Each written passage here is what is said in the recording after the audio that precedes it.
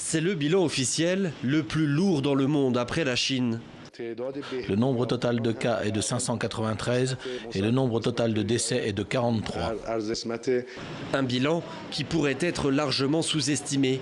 Dans le pays, nombreux sont ceux qui doutent des chiffres avancés par les autorités. La télévision d'État nous donne des statistiques, mais quand nous allons à l'hôpital, nous voyons que c'est différent. Le nombre de décès est bien plus élevé. À quel point l'Iran est-il réellement touché par le coronavirus?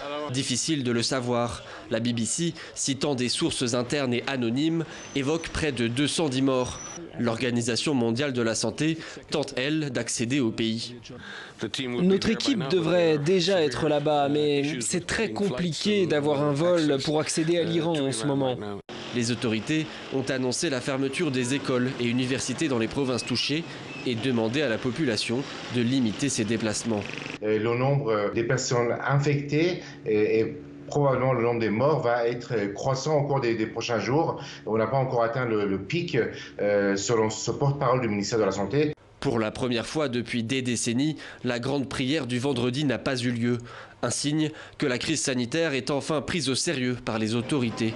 Mais pour beaucoup d'Iraniens, ces mesures arrivent trop tard et le pire reste encore à venir.